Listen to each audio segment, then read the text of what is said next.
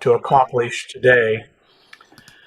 In this particular slide, I'm suggesting the relationship of your strategic plan to functional plans within your college that are down here at the bottom, and in turn to relate the strategic plan to your vision, and that in turn to your board's goals and priorities.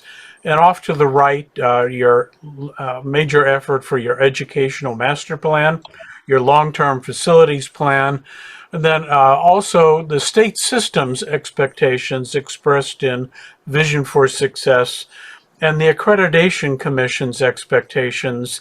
They get expressed in the standards, as well as something they call institutional set standards, which overlap the Vision for Success, and annually you're asked to report on your progress on those goals.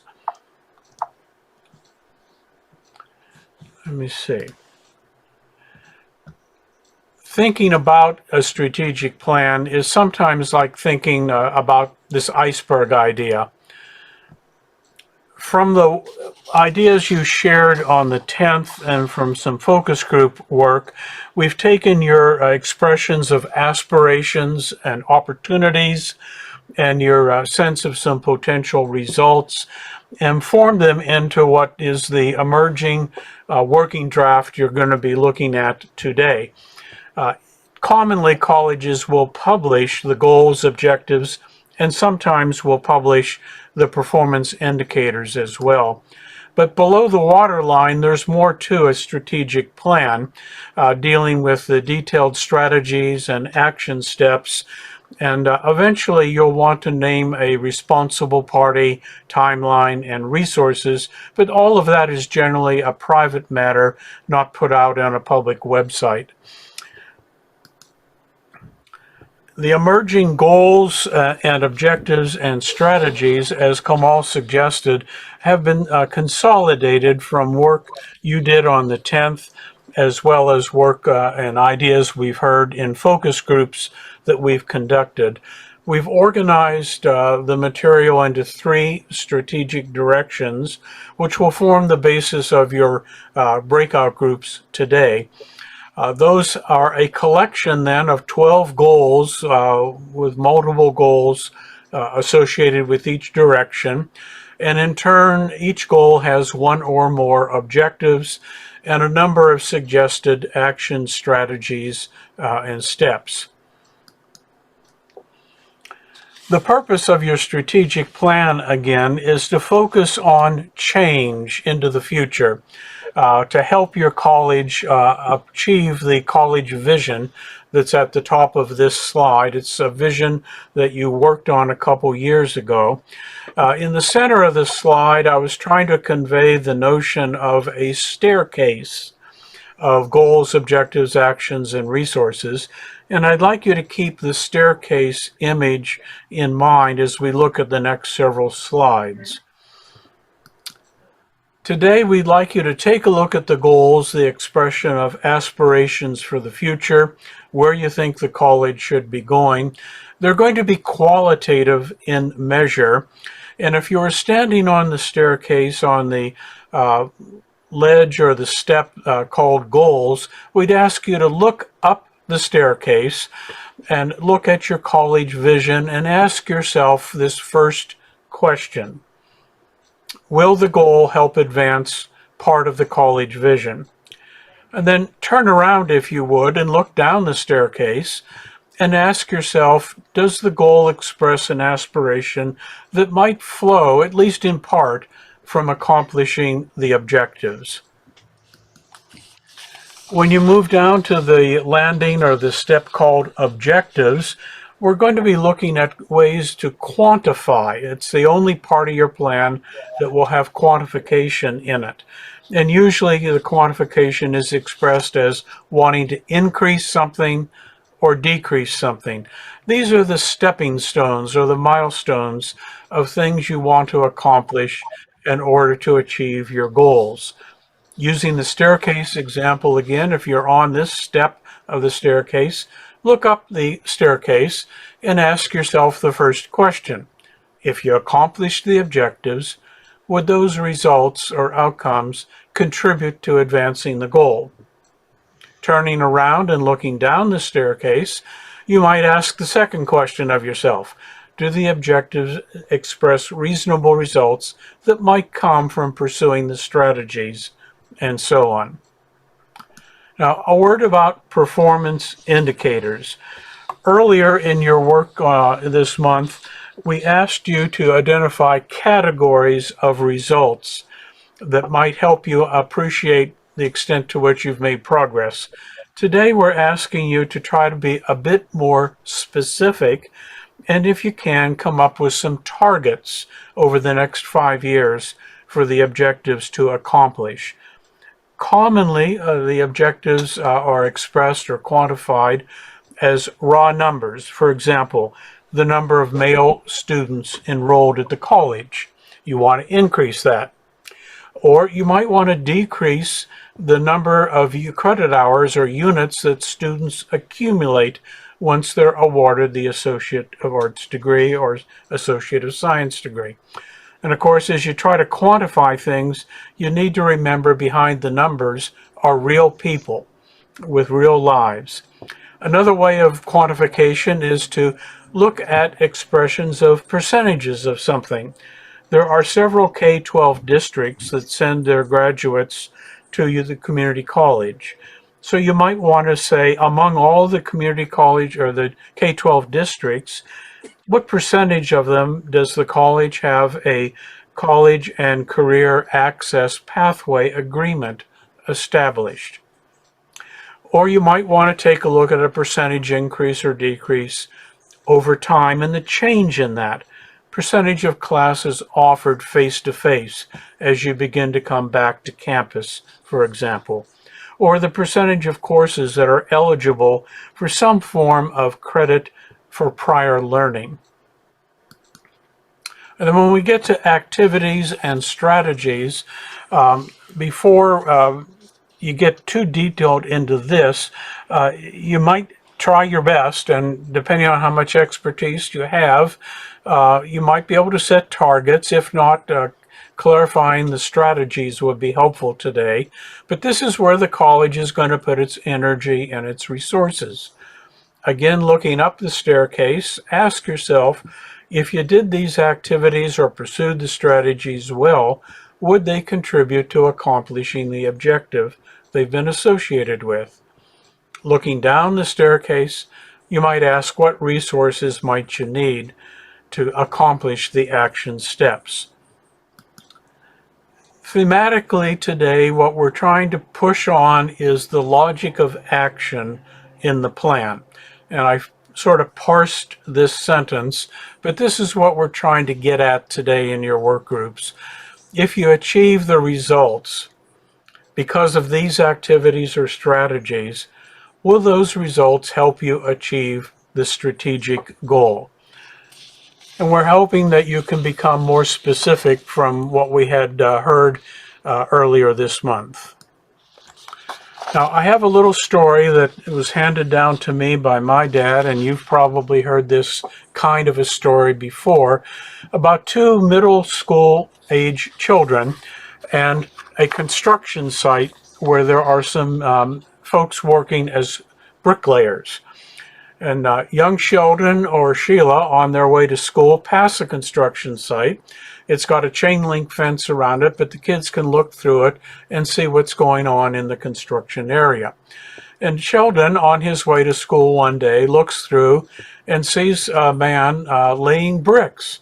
And so he shouts out to the workman and asks, "What are you doing?" And the workman responds saying, "I'm laying bricks, one at a time." And by analogy, as you think of your work at the community college, you could be concentrating on processing documents, preparing for the next lesson or class that you're going to teach, or focused on a student who you're trying to help with some particular task or function.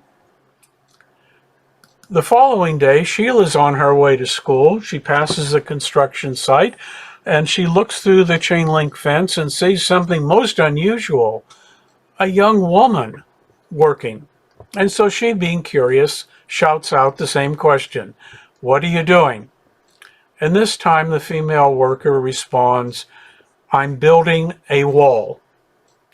And by analogy, if you think of your work at the college, you may be part of a department that offers a program of study, and collectively with your faculty, you each teach a course in the program of study, but collectively it produces the student who has a major in your field or discipline. Or you may be part of the EOP&S team, helping first-generation low-income students become successful at college. Well, on the final day, Sheldon and Sheila are together and they shout through the fence because they see more than one workman working together and ask the same question, "What are you doing?" This time the answer is, "We are building a cathedral." And by analogy, you may know of the old African, or maybe it's a Native American ancient proverb, "It takes a village to raise a child." And you collectively, in your work on your strategic plan, are knitting together the strategies, the objectives, the goals that will help you fulfill a common function of community colleges. And that is, you are a merchant of hope for those in the community you serve. Now, how do you make a strategic plan usable? Well, I'm going to draw on some wisdom from Dilbert and give you a second to review the 3 frames here.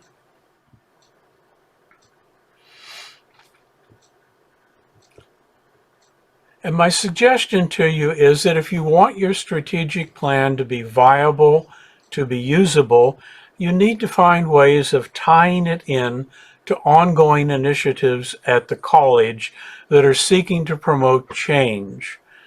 The second kind of thing you need to do is establish routines of reporting to one another on the progress that you're making toward the accomplishment of your objectives. Now, today, and Como will have more guidance for you in a moment, we have some worksheets for you to use that lay out the emerging strategic plan goals, objectives, suggested action steps and strategies, and some metrics. We've taken a stab at listing in a couple places related college initiatives, but I'm sure that we are missing a goodly number of things that can be reasonably related to the objectives that you see in your worksheets. And again, this is a one-to-many relationship. One goal has many objectives. One objective has many potential metrics and potential action steps and strategies. And there'll be some directions on the worksheets themselves. That does it for me, Como, for the introduction. Thank you, Fred. Okay, next I'm going to request Katarina to share some data that she's been putting together for us to look at and to get a feel of what's been going on in our college and what does the data look like? How have our students been performing? What are the top degrees that have been awarded, and where are the declines, and where should we focus outcomes? So I'm going to let Katarina share. And if you have any questions regarding the data, please feel free. We can share the source that we've sourced the data from. Most of the data we try, when we're presenting, we try to take the data from the Chancellor's Office Data Mart, because that is public data and that is accessible to all. We do have internal data that we look at too, but that's mostly for the current semester. That's not been reported out to the Chancellor's Office. So just wanted to share that the source of data. So Katarina, please go ahead. So this data basically covers enrollment, outcomes, and potential areas of focus in terms of the strategic plan. So this first slide shows the annual student enrollment headcount versus the full-time equivalent student enrollment. Katerina, you may want to go a little slow. I just wanted to let everybody know that we still, like last time, we do have our trivia questions with prizes. And I hope those of you who won last time did get your prizes. Was there anybody who didn't get a little Starbucks or Amazon card and had won last time? Okay, well, I hope all of you got your prizes. So courtesy President's Office. So we are planning to ask you questions on the data today. So please pay attention if you'd like to win. All right. So yeah, so the first column represents the academic year. So for example, this past one's fall 2020 through spring 2021. And then the second column represents the student headcount for that academic year. And the last column represents the full-time equivalent students. As you can see, the full-time equivalent students column remains relatively consistent, whereas the headcount for students drops from 26,876 in 2019 to 22,890 in academic year 2020. And Katerina, the FTS that is at the Chancellor's Office is, it is not based on which we got our apportionment. That data is separate. So that part of the data you may want to ignore because there is some issues with the California Chancellor's Office data mart. So that column is something that I would probably refresh later on with the data that we get from the student, from the SCF, the dashboard, the Student Success Metrics dashboard. So this is not correct, but there are some issues. So I apologize for that part. Sorry, Katerina, I should have told you earlier, but I wanted to make sure that everybody understood that the FTS numbers are probably not correct there. Okie dokie. So then we'll just be looking at the blue line up here. The y-axis represents the enrollment count and the x-axis is academic year. As you can see, there was about a 14.8% decrease in student headcount between the academic years 2019 and academic year 2020. So out of all of these students, I guess one of the major questions we like to ask is who are our students? So I broke it down by gender, age, and ethnicity. First is the annual student enrollment by gender. The gray bars are female, the blue bars are male, yellow is unknown, and green, which we can't really see, is non-binary.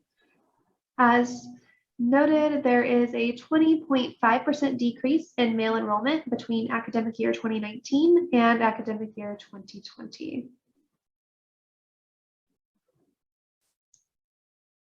For age, the majority of our MJC student population is comprised of 19 to 24-year-old individuals. The blue line, the dark blue line, represents less than people that are 19 or younger. And then the orange line is 20 to 24.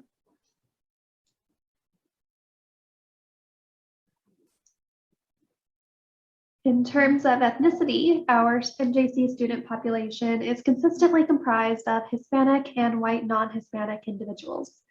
The light blue line up top represents Hispanic student count, and this dark gray line represents white non-Hispanics.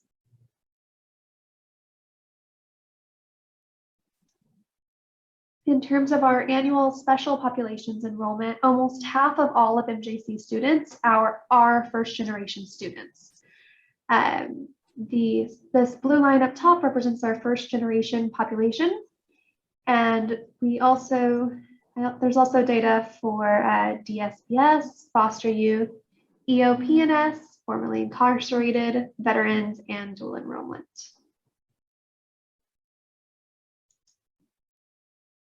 Moving on to measuring student success and outcomes. Our annual student success and completion has remained stable across academic years in terms of course completion and success. There isn't data quite yet for academic year 2020. However, that'll be updated once it's available.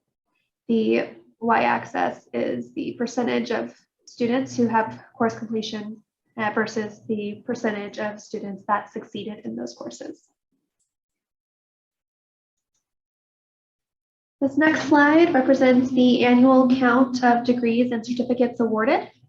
As you can see, the number of degrees awarded has remained stable across academic years. However, the certificates seem to peak and then decline in years 2019 and 2020.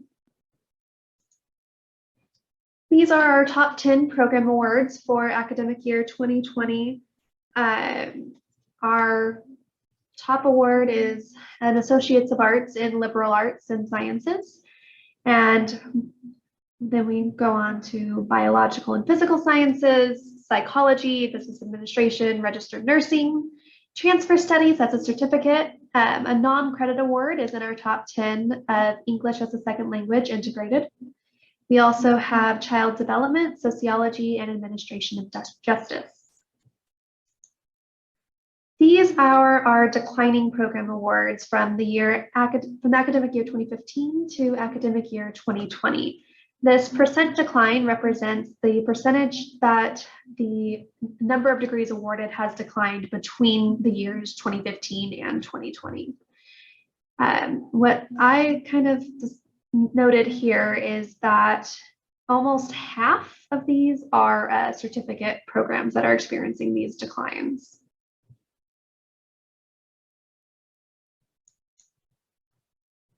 In terms of annual CSU and UC transfers, there has been a 60.7% increase in MJC to CSU transfers between academic year 2018 and academic year 2020.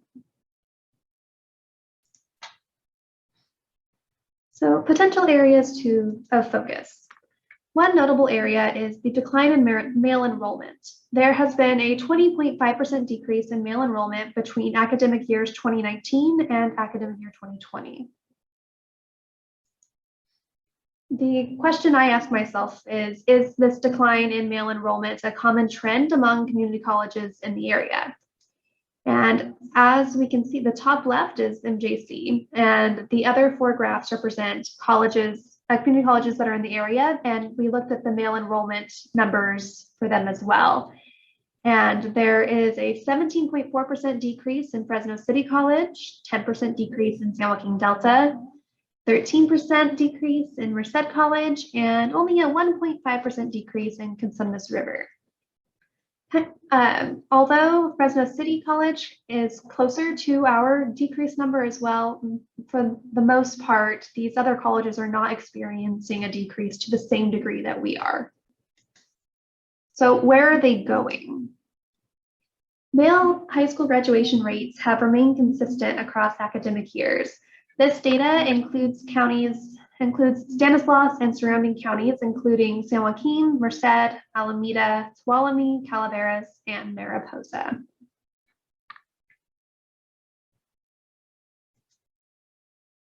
In terms of CSU and UC first-time freshman enrollment, the left graph shows the UC first-time freshman enrollment for Stanislaus, San Joaquin, Calaveras, Tuolumne, and Merced counties, and the right graph shows the California State, so the CSU freshman enrollment. And as you can see, for CSUs, it remains relatively consistent across academic year 2017 through academic year 2020. The UC first-time freshman enrollment on the left shows a slight increase for Stanislaus and San Joaquin counties and remains stable for the rest of the named counties throughout the academic years. Most notable is this increase here. I guess I should have showed that before, but that kind of goes into this next slide of UC first-time enrollment, freshman for male enrollment. As you can see, in 2020, there was a 28.7% increase in Stanislaus County and a 29.4% increase in San Joaquin County in terms of first-time UC enrollment for males.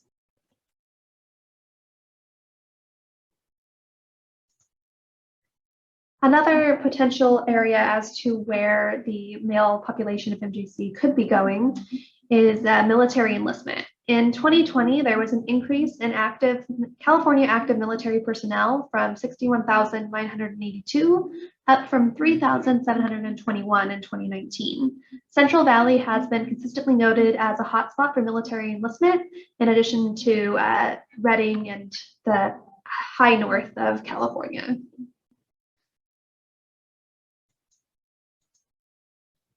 Another avenue is technical trade and vocational schools. There are 18 technical trade and vocational schools in the Central Valley. A large majority of these schools offer programs similar in comparison to the CTE programs at MJC. CTV schools programs tend to have shorter completion times compared to MJC. They are also more often up to date on current trade standards and keep up with the ever-changing job market at a faster pace. MJC's CTE programs, however, are more affordable compared to most TTV schools. Bouncing off of the TTV schools, as we noticed, the number of degrees remained stable. There was a 77.6% decrease in certificates that were awarded at MJC between the academic year 2018 and academic year 2020. And once again, looking at this slide, the declining program awards from 2015 to 2020 show that almost half of these declining programs are certificate programs, which also tend to map onto the CTE programs being offered as well. Another potential area is male student athlete enrollment. From academic year 2016 to academic year 2020, we can see a slight decrease in male student athlete enrollment. Specifically from academic year 2019 to 2020, there was a 12.9% decrease in male student enrollment. Potential ways to increase male enrollment. The first suggested way to increase male enrollment is to look at our CTE programs, specifically updated and/or new programs to better keep up with industry standards and the changing job market, in addition to increasing the marketing of our programs. Another suggested area of improvement would be outreach towards the prospective military population. For example, maybe considering preparatory coursework for the ASVAB, which is similar to the SAT, but it's for entering the military, as well as the potential high school to officer kind of concept of getting more college under the belt before enlisting, which will allow for those individuals to enter the military at a higher rank instead of starting at the bottom. That is what I have. All right, thank you, Katerina. Thank you very much. We have Bianchi is going to share with you the names of those of you for the breakout groups.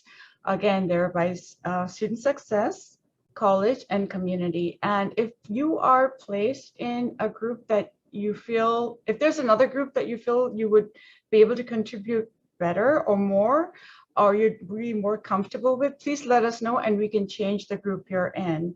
So Bianchi, would you like to share, please? And do you have a table that you can share? Yes, I can. I'll go ahead and share it. And somebody just stepped in. Okay. So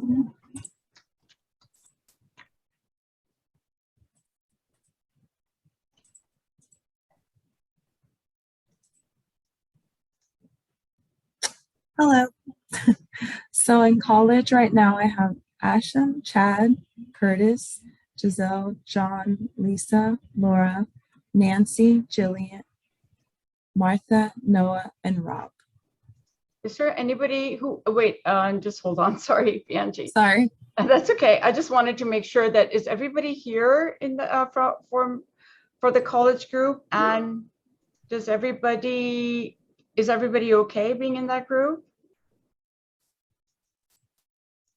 Everybody's okay? Yep. Okay, thank you. Okay.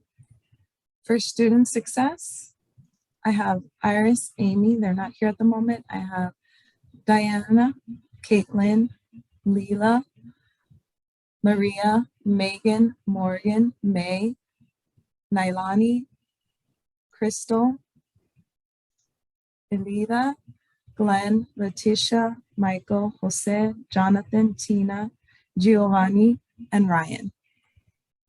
I know that a lot of the students aren't here because they do have classes, but those of you who are here are in student success, are you comfortable being in that group? Everybody's okay? Please let me know now so we can move you to another group. Okay, thank you, Bianji. Let's go in. And for our community, I have Sunisa, Roberto, Sherry, Michael filling in for Patrick, Sarah, Scott, Angelica, Emmanuel, Jeremiah, Marianne, Rebecca, Pedro, Doris, Vicky, and George. Is there anybody here in this group that feel they need to be in another group? Michael, are you okay being in this group in lieu of Patrick? Mike? Kamal, this is Martha. I thought I was Yes. part of the community group instead of Okay. the college. We can move you to the community group. Can you Okay. please do that? Okay.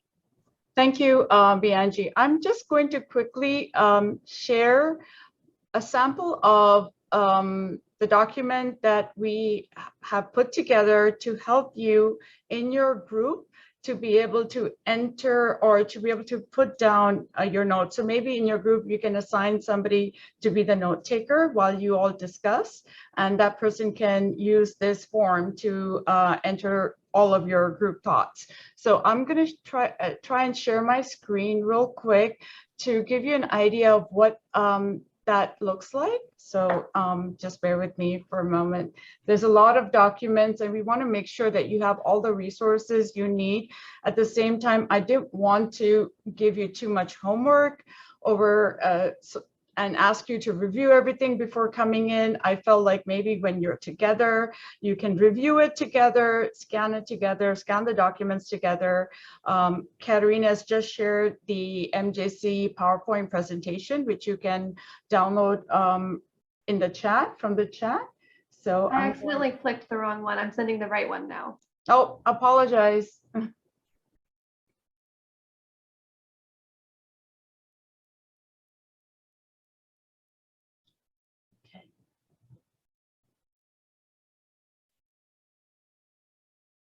I'm going to share my screen now. Please let me know if you see the PDF. Okay, so this is the PDF that I plan to share with all of you. This is for Strategic Direction A, which is student success, as you see here. So our Strategic Direction A is student success, B is college, and then 3 is community, in no specific order. They're equally important. So what we've done is we've given you some kind of directions on what you can do. So what I'm hoping you all could do is, this is what we've come up as the wording for the direction. Now I'm giving you this space for you in case you decide you would like to rename it, or you have more ideas for it, or if the wording, you'd like to enhance the wording, whatever your input is, you're welcome to use that space to put in your input. So we tried to give you space to do that here. Goal 1A, based on everybody's input, this is what we were able to come up with. Again, nothing is set in stone. We are hoping that you can give us your input here on how you feel goal 1A could be reframed, rephrased, or how you feel we can put that together. So that's goal 1A. Now, strategic direction A. Here we try to put in the related college initiatives based on our understanding. You are welcome to add any more initiatives that you are aware of in your area. Also, for this area, it would be up to the group to kind of think of, or we would probably expect the executive cabinet to kind of decide who would be the senior leader for that area. So you don't really need to worry about the senior leader part right now. But what we are looking at is the first measurable objective for our first goal is what we've come up here is increase the vision for success student outcome targets. So this is where we are again giving you room to put in your own thoughts here. And here, oh, sorry. So, and here you can put in your own thoughts and whatever the question mark is where we were not able to come up with any action steps. And we're hoping that you in the group as experts can come up with some action steps. So based on everybody's input and the focus groups, we try to put together the best we can, the objectives, the metrics and action steps that we could to give you a framework to work with. So our hope is that now you can take this and kind of enhance it.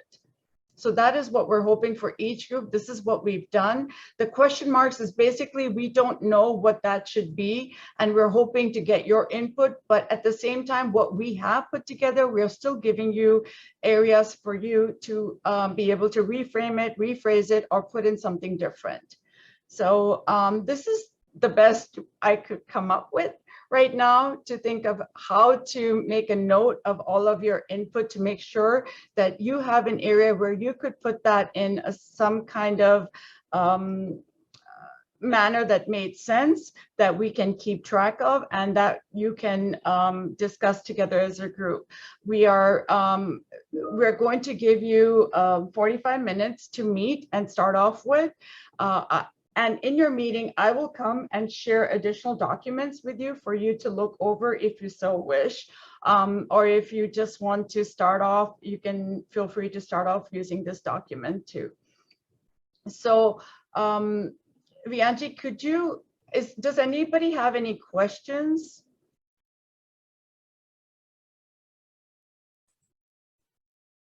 And yeah, we'd like to do a quick trivia before we throw you into your breakout group. So Tish, go ahead and start with your trivia question. And the first person to be able to enter the correct response in the chat with the correct spelling is the one who wins the prize, because I know we all kind of, those of you who are keen in participating, we, kind of be careful of your spelling. So Tish, would you like to go ahead with the first one? Yes. All right, let me make sure I'm sending it to everyone this time. Yes. Okay, coming through now. Okay, guys, please. And Tish, you have to say who's the right one. It's up to you. Oh, Tina. There she is. Okay. Did she have the percentage? Yep. Oh, well, if you're wanting to go with the percentage sign, then I have to go with Lisa. Yeah, Lisa. We want the correct, sorry, Tina, we want to make sure the percentage sign was there. So it's Lisa. So Bianchi, you're making a note of Lisa? Would she like a Starbucks or Amazon? Lisa, what would you like? A Starbucks or Amazon? Starbucks. Okay. Thank you, Lisa. All right. So how about one more? Tish. Okay. This is in regards to male enrollment between the academic year 2019 and 2020. I'm sending it through now.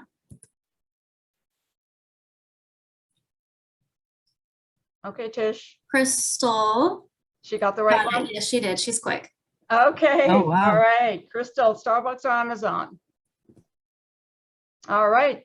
Crystal gets an Amazon gift card. And last time, what was the amount that we gifted you guys? Does anybody remember? Those It of was you who won? 15.